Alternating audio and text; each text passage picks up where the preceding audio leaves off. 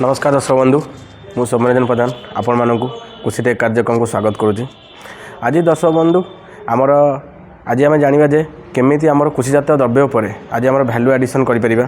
तो आम यही भैल्यू एडिशन पर भिड आने कारण जे बहुत गुड़े चाषी मान डिमांड थिला कि नहीं सार आप कहतु जे केमी आम पाखे तो द्रव्य अच्छी कृषिजात द्रव्य अच्छी कि कृषिजात द्रव्य को आम बहुत कम मूल्य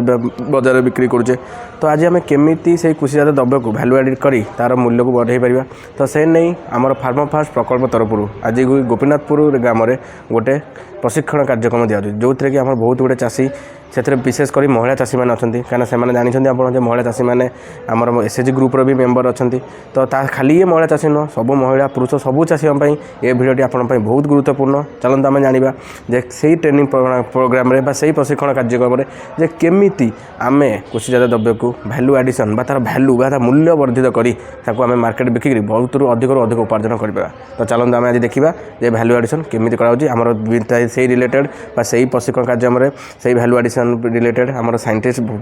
वैज्ञानिक मैंने भी आछंती जो मैंने ही आप जनइबे जे केमी आम कृषिजात द्रव्य तार मूल्य को वर्धित करी ताको आम मार्केट में बिक्री बहुत लाभ कर। तो चलते देखा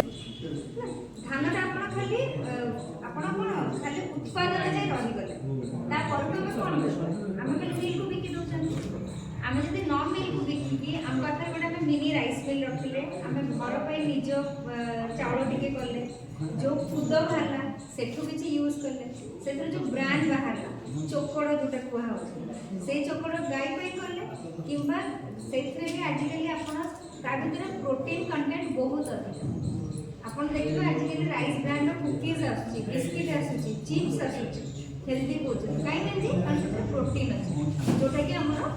बिल्डिंग ब्लॉक्स को हाड़ को स्ट्रंग तो से जिन छेना आम कहीं खाओ छेना प्रोटीन आम क्षीरटा लेमन चिपुड़े छेना हो जाए तो प्रोटीन जिनसा दरकार भात सहित डाली हूँ शक्ति आउ प्रोटीन मिश्रण।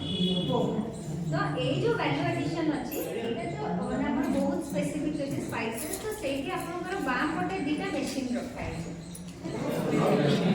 ये गोटे लक अच्छी है लक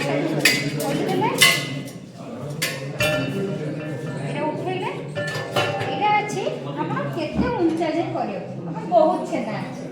एति उंचा सपोज हो गला है एति उंचा करिकी एटाको ये एति उंचा ये ऊपर रहला रखिकी एटाको बंद करके धीरे धीरे आगे चापिबा आरंभ धीरे धीरे चापिबा आरंभ चापिला पर कोन करिवे पीछे समय से रखि देबे एक्स्ट्रा पानी सब निकली गला तापरे गोटे जगह रे ठंडा पानी पूरा नेबा ठंडा पानी नेला परे ए पैकेट टाको उठै देकी ताछे सेप भी आपन बहुत सुंदर आसला समान आसला कोटे टिके भी ऊंचा नीचा है कोन भाई ना प्लेट ता समान अछि ये तार आकार का चारि कोणी अछि आपन माने यूनिफॉर्म मु कोन कहला हमर क्वालिटी होला यदि सब एका प्रकार देखाला आपन को जण किनिया को इच्छुक करियो एटा को फाइबर आर आजिकली पावर हाइड्रोलिक एमती बेसिक आसो कि धीरे धीरे आगे आप एते चेष्टा करूँ तापर धीरे धीरे पावर